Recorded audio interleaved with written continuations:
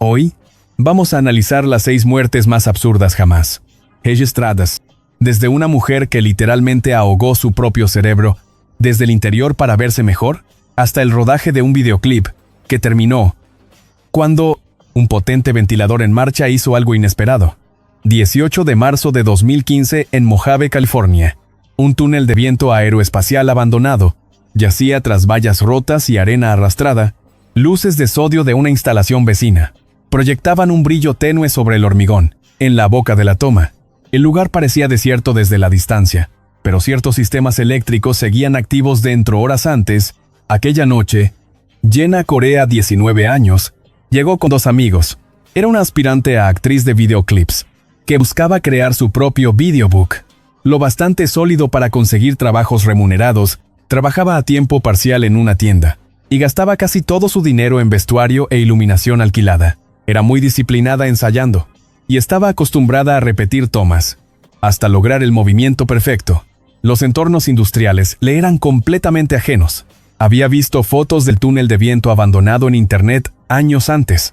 Su colosal rejilla de entrada circular de casi 4 metros parecía dramática e imponente.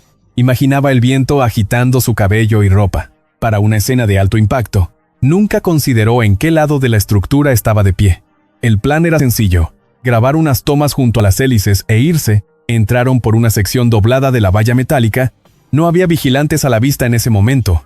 Había carteles de advertencia colocados en el acceso, pero decidieron colarse por el tramo de valla doblado. Lo que ellos no sabían era que el túnel no estaba del todo inactivo. Contratistas aeroespaciales vecinos aún hacían pruebas periódicas de baja potencia, vinculadas a una red eléctrica compartida. Líneas auxiliares cruzaban el edificio del túnel, y aquella noche se inició un ciclo de diagnóstico programado, desde una sala de control adyacente. Dentro del largo tubo de hormigón, el polvo cubría densamente el suelo. Un leve zumbido mecánico recorría la estructura. La boca de un túnel de viento aspira aire hacia adentro, hacia las aspas situadas en el fondo del conducto. Desde la entrada las aspas no se veían. La pasada, la rejilla de acero de la entrada parecía inamovible. Se colocaron cerca de la toma de aire. Jenna se acercó para la toma principal, apenas a 1 metro de la rejilla, ao arrancar el ciclo de diagnóstico programado. El sistema de ventilación empezó a girar despacio. Al principio la corriente era casi imperceptible. El polvo se deslizó hacia la toma. El ciclo aumentó la succión gradualmente. En pocos segundos, la tela holgada de sus hombros fue atraída. Un fular se tensó de repente contra el enrejado de acero. Intentó agarrarlo con fuerza. La fuerza desequilibró la parte superior de su cuerpo. El ventilador aceleró todavía más. La presión negativa aumentó bruscamente. Su pecho golpeó con fuerza la rejilla. El impacto vació el aire de sus pulmones. La succión aplastó su torso contra los barrotes metálicos, impidiendo expandir el pecho. La presión constante sobre su torso le impedía tomar aire por completo. Intentó apoyar con fuerza los pies en el suelo de hormigón, pero el polvo reducía la adherencia. El aire pasaba veloz hacia el interior del túnel, dificultando cada inhalación. Sus brazos se tensaban contra el acero, mientras intentaba empujar hacia atrás. La diferencia de presión entre el aire exterior a su espalda y la succión frontal hundía su pecho contra los barrotes. Sus movimientos se debilitaron rápido.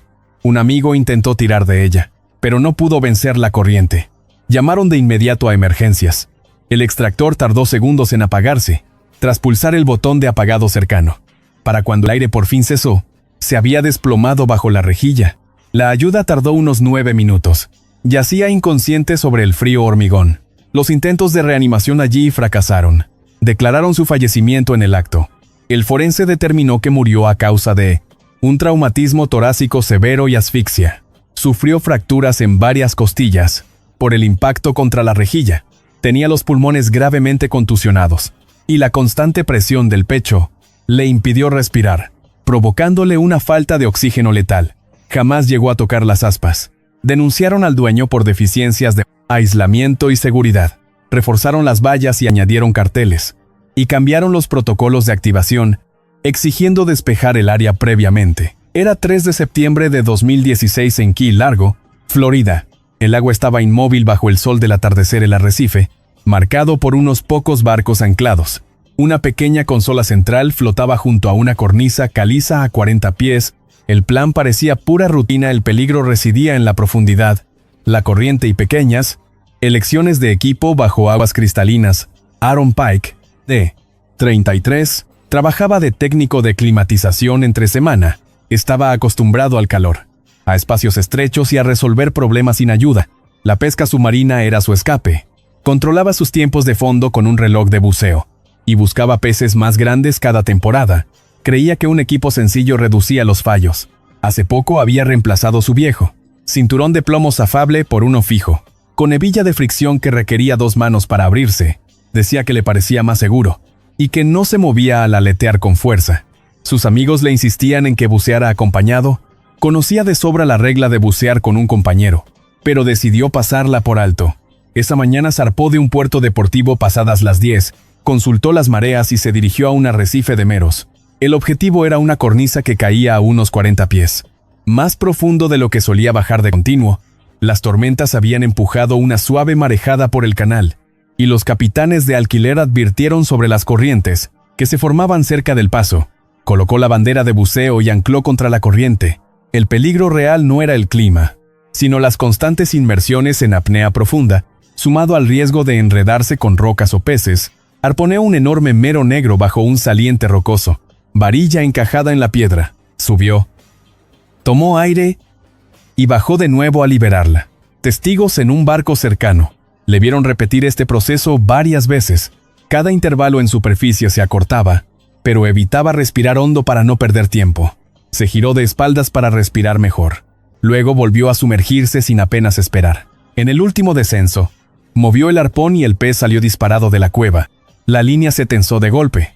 Se inclinó hacia arriba y aleteó con fuerza. Abajo, el cabo se enredó en su muñeca derecha y quedó atrapado bajo el borde de su cinturón. Al ganar flotabilidad, el cabo se tensó contra el cinturón y la muñeca.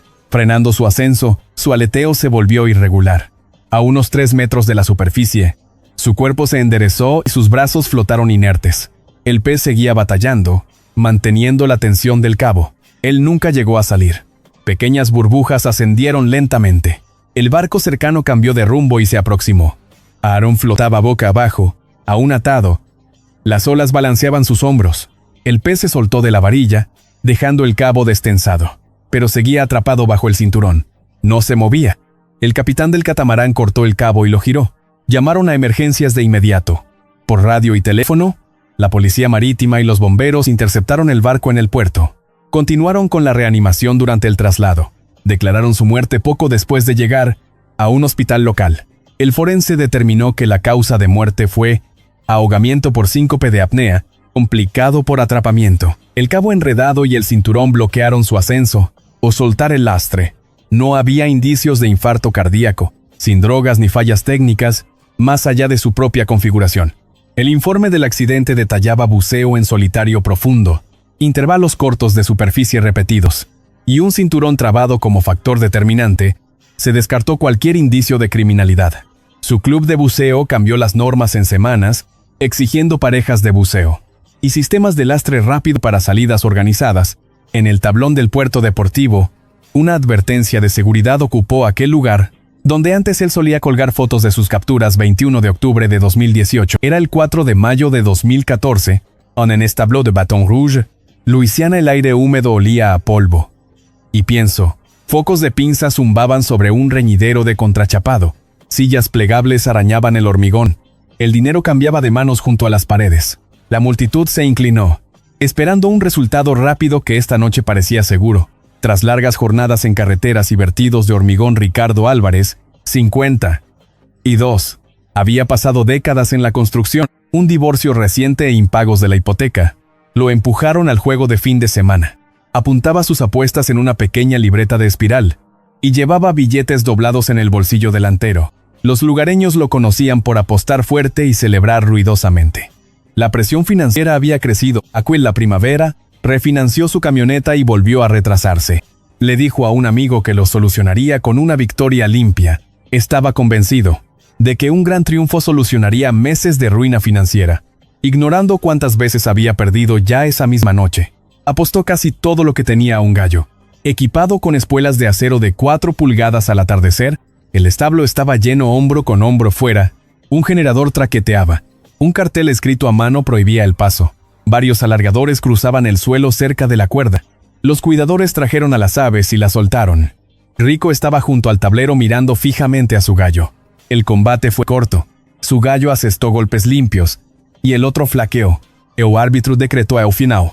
Rico alzó ambos puños y saltó la valla baja. Antes de asegurar a los animales, entró en la arena, antes del veredicto oficial del combate, ignorando el pesaje de rigor. Un ayudante buscó las patas del ganador, pero Rico se adelantó primero, irrumpiendo con el pecho por delante. El gallo seguía en posición de combate, alas tensas, cabeza inquieta. Sus espolones de acero brillaron al agitarse. En medio del forcejeo, la pierna de Rico se acercó a las garras. Una pata se disparó. El espolón de acero se clavó arriba, en el muslo derecho, por dentro, justo junto a la ingle. Su risa se cortó mientras se agarraba el vaquero. Sangre oscura brotó del tejido a borbotones rápidos, empapando la tela en segundos. Intentó retroceder, pero la rodilla le falló. Casi de inmediato se desplomó sobre una silla de plástico que cedió bajo él. El suelo de hormigón se tiñó rápido, con regueros brillantes hacia las cuerdas. La gente dudó. Luego corrió hacia allí. Alguien pidió toallas a gritos. Un cinturón rodeó la parte alta de la pierna, pero demasiado abajo para frenar la hemorragia. Su rostro palideció hasta volverse gris. Se inclinó hacia adelante y cayó al suelo. El flujo de sangre no se detenía. Llamaron de inmediato a emergencias. Los médicos llegaron en 12 minutos e iniciaron las maniobras de reanimación en el suelo. El pulso ya era indetectable. En la morgue del hospital, el forense halló una herida penetrante que seccionó la arteria femoral, el canal principal que riega la pierna. Si se corta ese vaso, la pérdida de sangre resulta mortal en pocos minutos. No presentaba ninguna otra lesión de gravedad.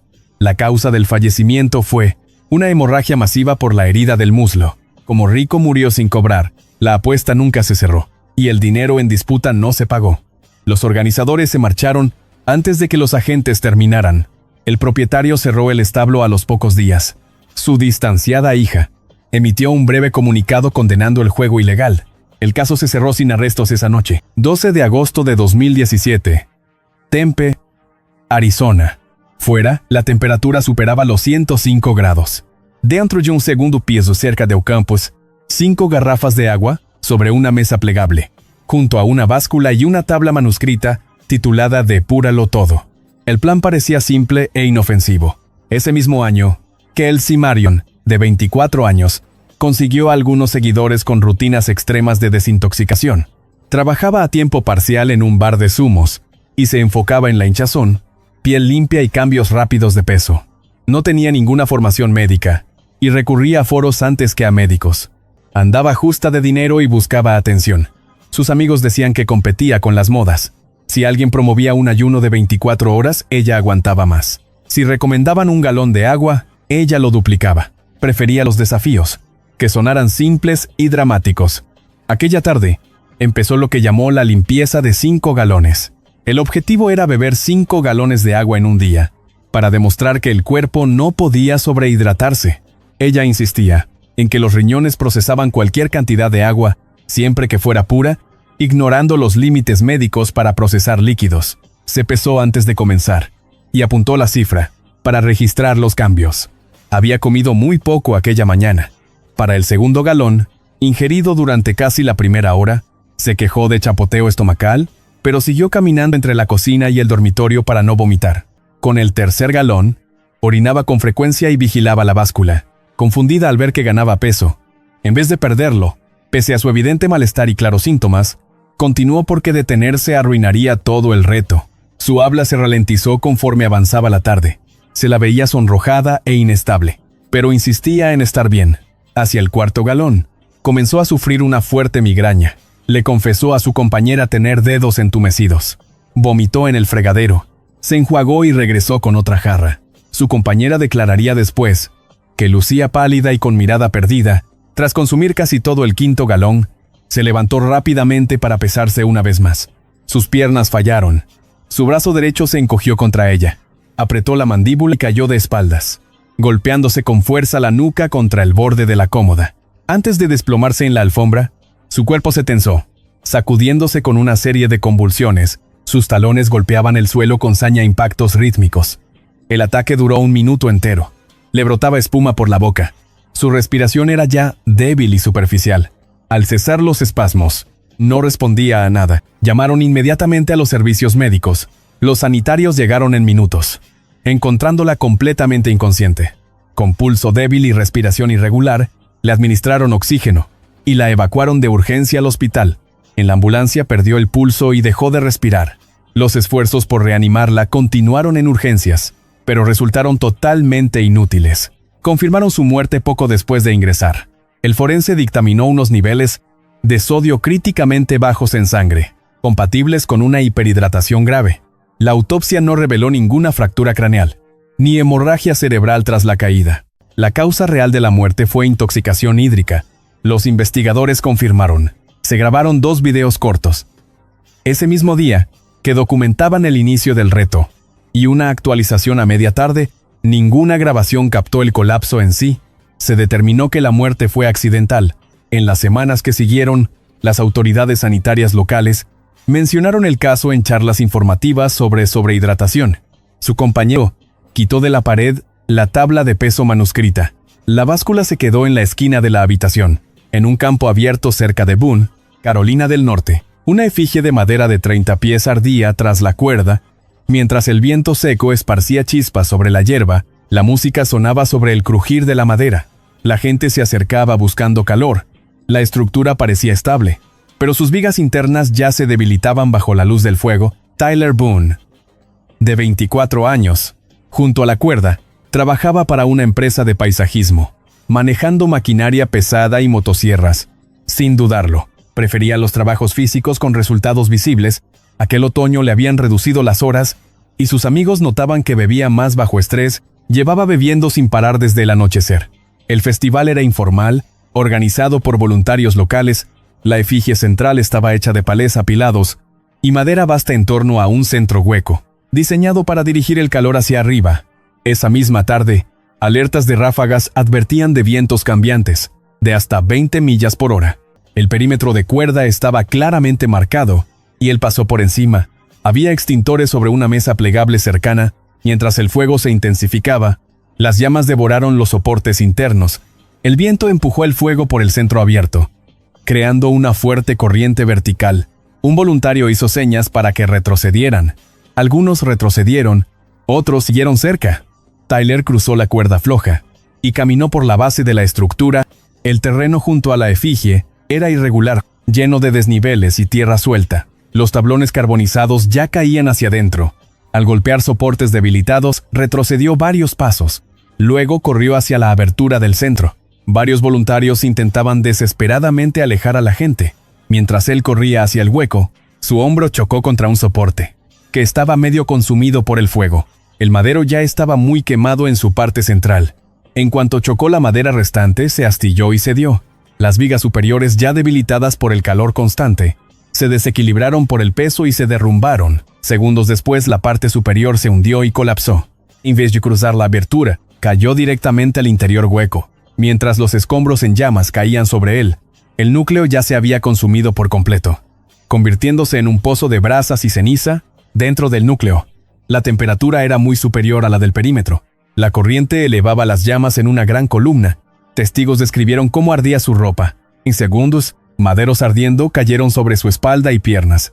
Una viga derribada golpeó su costado y lo dejó atrapado contra la base. El fuego lo rodeó y vieron sus brazos expuestos. Mientras las llamas lo envolvían, intentó levantarse, pero resbaló con los restos ardiendo. Quienes estaban junto al cordón de seguridad retrocedieron. Al salir despedidas chispas y brasas, la estructura seguía derrumbándose hacia el centro, cerrando el acceso al centro. Llamaron de inmediato a emergencias. El primer camión llegó en minutos y atacó el fuego desde Barlovento. Los bomberos esperaron a que cayera lo inestable, antes de avanzar la manguera y retirar las maderas restantes. Lo alcanzaron tras sofocar la mayoría de llamas. Ya no mostraba signos de vida. Declararon su muerte en el lugar. El forense determinó la causa de la muerte. Fueron quemaduras térmicas e inhalación de gases sobrecalentados. El análisis toxicológico confirmó presencia de alcohol. Al morir, según concluyeron los investigadores, el derrumbe se debió a su impacto contra el fuego. Soportes debilitados, combinados con ráfagas de viento. Al año siguiente, Se exigió a los organizadores instalar barreras fijas, contratar un supervisor de quema certificado y mantener mangueras presurizadas durante las quemas. El terreno fue despejado en pocas semanas. Viajemos al 2 de noviembre de 2013. En Newark, Nueva Jersey. Una estación ferroviaria dividía el barrio obrero. Bajo tristes luces de sodio, la niebla del río Passaic flotaba baja, sobre acero y grava.